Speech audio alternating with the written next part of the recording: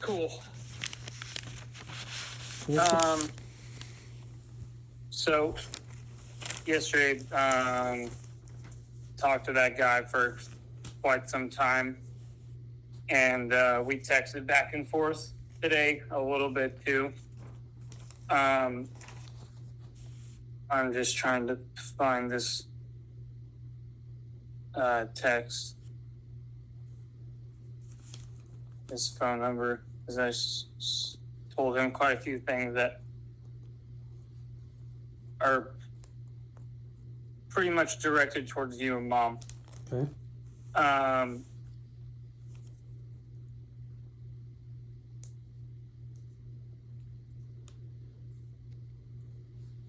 So I understand you think I have a problem with drugs, but I really only had a problem with kratom, and you can't get that anymore. Even though it's illegal now, you can't go buy it at the store like I've been doing, and I've been off of it for a couple days now, so nothing's really going to change that. But I'm not going to be forced to go into a treatment facility, and I understand you're saying if I don't go that you're not going to help us get a place, and that's fine. So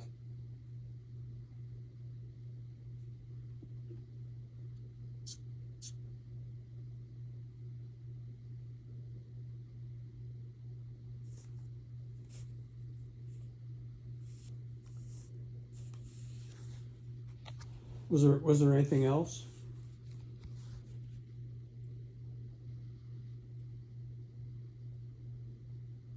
well, if I end up going to a rehab, it definitely won't be right now. There's way too many things happening. I have court on the 16th, and if I was to go to rehab, all it's going to do is just push it back to when I'm out of rehab. And Faith is pregnant right now. I would be missing 2 months, which is a long time. I mean, this is kind of a big deal to me. I know it's not so much a big deal to you guys, but it is to me. Well, it actually is it's a really big deal to us. It's a huge deal. You know, as far as you know, the court date, if you were to go to rehab, yeah, like you said, that would get pushed back. It wouldn't go away, but it would get pushed back. And we understand, you know, Faith is pregnant. And when you talk about missing 2 months, it sounds like you're talking about missing 2 months from work. No, of my life. Well, I'm just thinking about, you know, it's what you're describing isn't the outcome that we had hoped for. You know, what we're offering now is much better than a short-term solution. You know, I'm not interested. I'm interested in moving out. That's what I'm going to do. We are going to do that. Okay. What we want you to understand is that this is a really significant opportunity. It's short term. It's a life-changing opportunity. You know, you go to Rock. It's a short-term discomfort, long-term comfort for you, Faith, and the child, and it's sustainable. Okay, but this wasn't something that I thought of. This is something that you and Mom thought of. Yeah, but we're looking out for your best interest, Faith's best interest, and the baby's best interest. Okay, well, you might have missed a statistic in there, because normally when someone is forced to go into a rehab with circumstances like that, there's a 99% chance that they come back or they go back to another rehab. Yeah, and when you're describing this as you being forced to go to rehab, we're not forcing you to go to rehab. We're Yeah, you are. You're saying if you don't go, then we're not going to help you move and get a place. So that's a, what else do you call that? I would call it a really good opportunity, a once in a lifetime opportunity.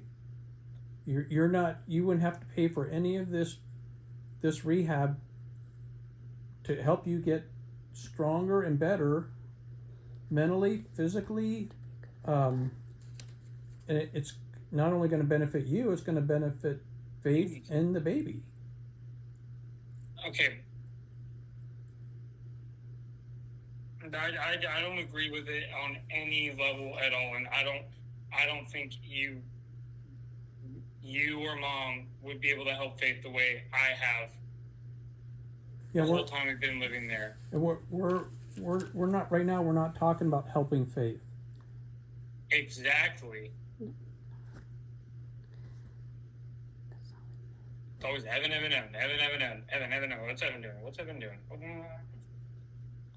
Well, again, I think when Tom and Eric talked to you yesterday, and by going to Rock Recovery, we would make sure that Faith was taken care of. Yeah, well, they're literally salesmen. That's what they do. Well, actually, they do recovery. They are addicts. They were alcoholics. They were on drugs. Does it mean that they took what they had learned through their own life skills to help other people? Yeah. That's what they're doing. You're absolutely right.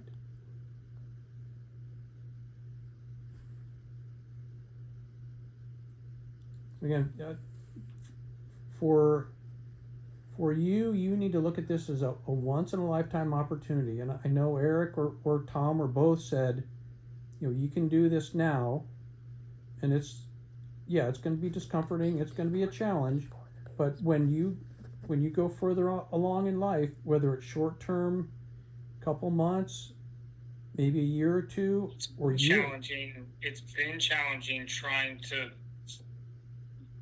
coexist with you as owners of a property. That's what's been hard for me, and I'm drawing a line in the sand, and I've already made it up in my mind.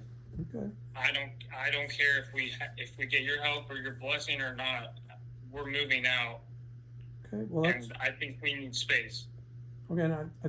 The way I look at it is moving out and you going to a recovery center are two different things. And again, I think where we're at right now is, we understand your decision, what you're thinking right now. Again, this isn't what we had hoped for, but you've made it very clear about the direction you want to go, to move out and to not go to rehab. I think it'd be really good for you to, try to keep an open mind, give it some thought for a couple of days, and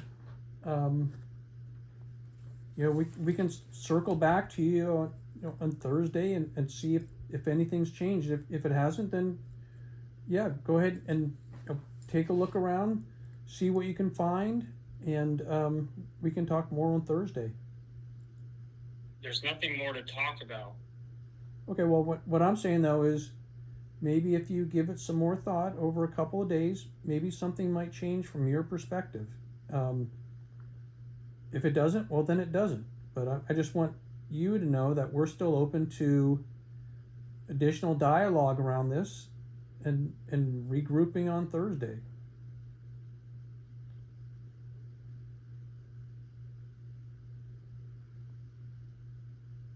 Okay, to do that. I'm tired of you guys wanting to help, then not helping, then helping, then not helping, and all this back and forthness. It's too much for me. And Evan, it's too much. It's been a lot for us over the years as well. And that is why, because of the recent events with the stealing while your girlfriend's pregnant, and the continuation of using the kratom, it sounds like, in your words, the only reason you stopped is because you can't get it easily right now. You can't get it at all. Okay, but that sounds like that's the reason you stopped. If it was still available, it sounds like you'd still be doing it. Yeah, but that's not my reality. What does that mean? I'm sorry. That's not what's happening. I'm not doing anything right now. Okay. So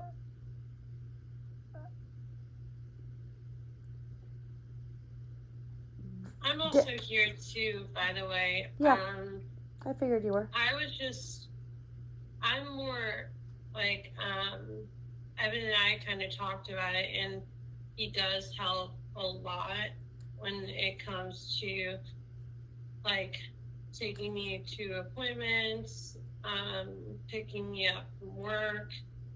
I'm in 2 months.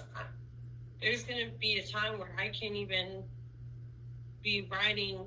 I shouldn't even be riding a scooter right now, being pregnant, and he's been literally picking me up every chance he gets whenever I get off at like 5 or 6, or I get off at 7 or 8, or I get off at 10 o'clock at night. And I don't think it's in, or if it's raining or storming outside, he picks me up. And that was another thing that we also that kind of just talked about. I don't think that you guys would be willing to get me an Uber if it's raining for a whole week straight. I don't think you guys would be willing to get an Uber. Well, we are.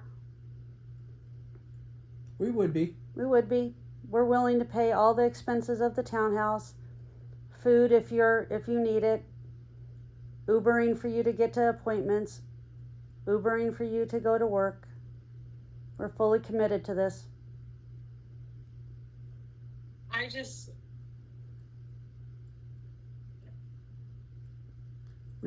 I don't see what has changed, because I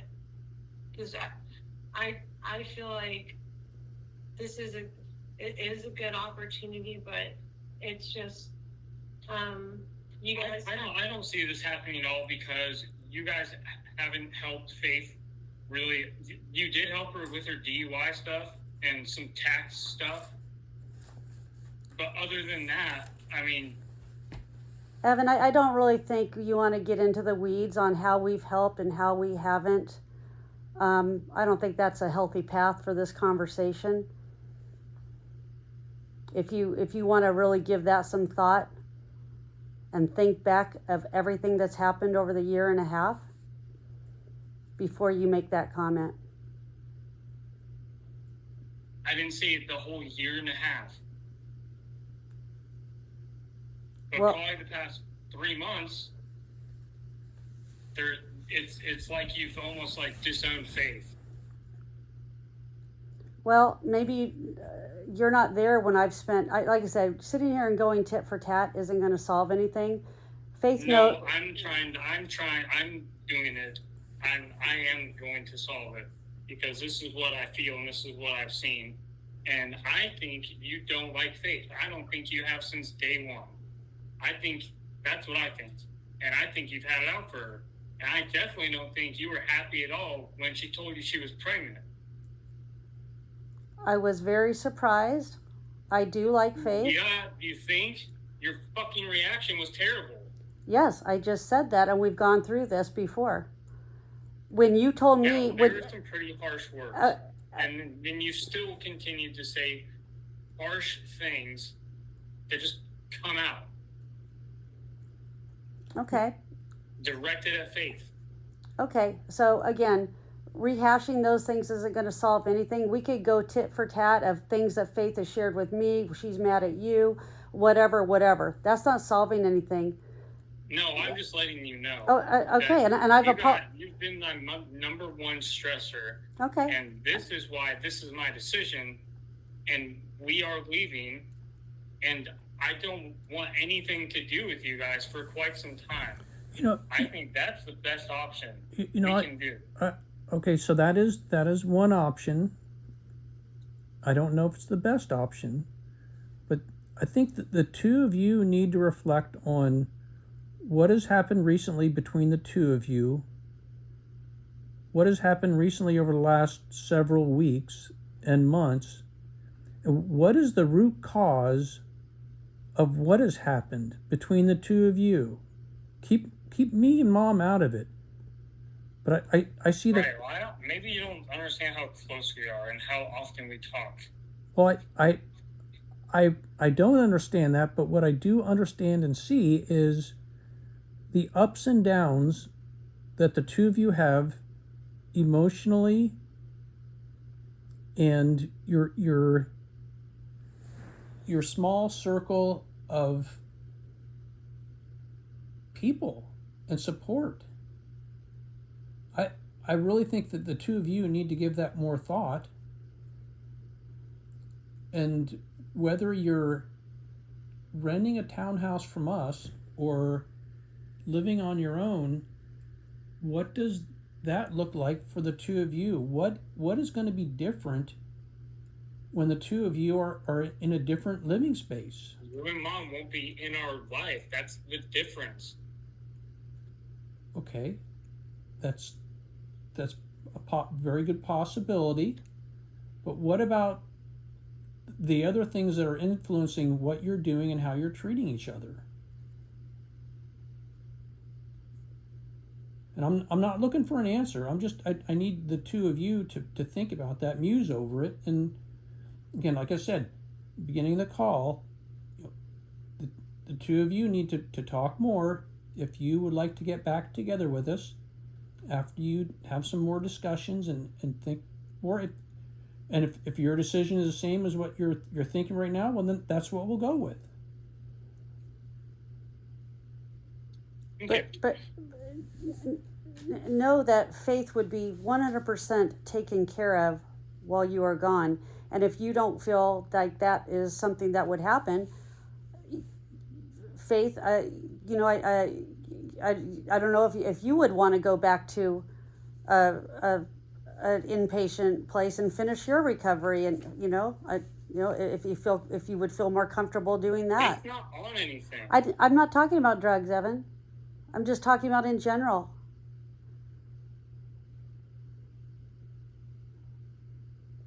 Just like when you get out and you do, because the program's supposed to, the IOP thing, that's all I'm saying. If that would be more comfortable than you trusting us that she would be taken care of.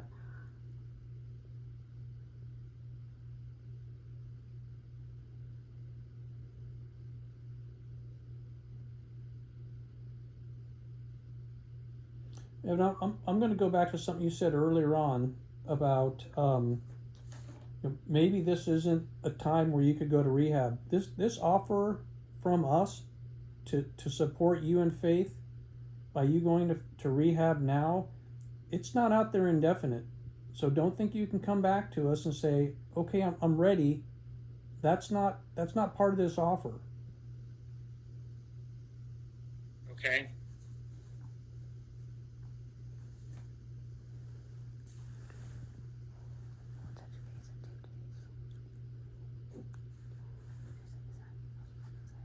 Is there anything else that either of you would like to say or share? No.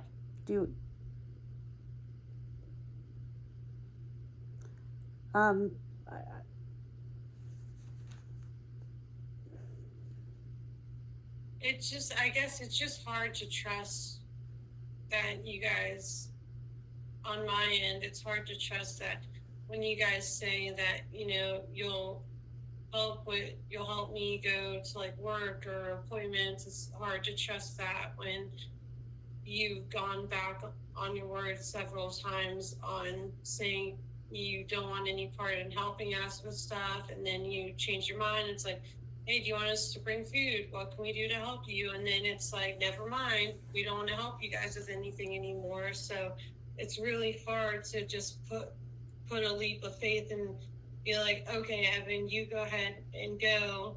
And then if I get the short end of the stick and I don't end up being helped, and I'm crying to Evan on the phone all the time, like they said they'd help, and I'm riding the scooter in the stormy rain. Faith, if that was ever the case, that we didn't step in and help, do you think you guys would be in that townhouse right now?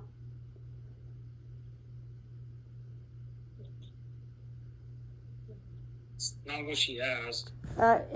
Basically it is. When you, I agree. I admit we made some ups and downs changes, and we've said this before. We are human too, and we have emotions, and this has taken a physical and mental toll on us as well, Evan.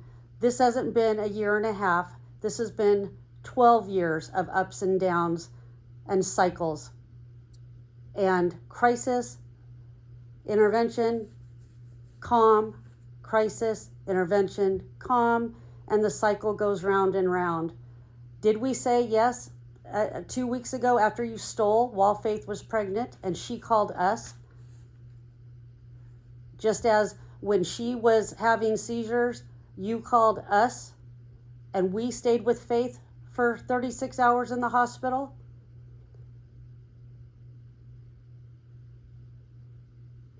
So yes, I'm human, and I bring you food because that's my love language, like we talked about before, Faith. And I have feelings of guilt also, just like when Evan gives us gifts. And that is why Dad and I seeked help from professionals to end this cycle once and for all for your baby.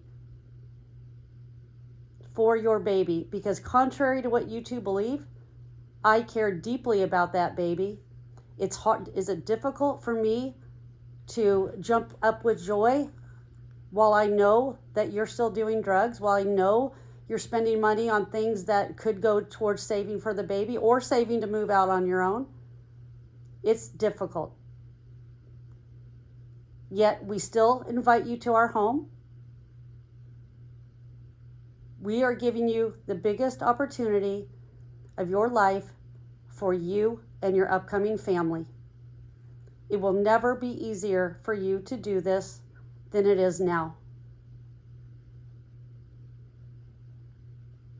And that is why I know you are adamant right now. We would like to end this call, take 48 hours, and talk on Thursday. And if that's still your adamant decision, so be it. All right. Okay, thanks for calling. All right. Bye. Goodbye.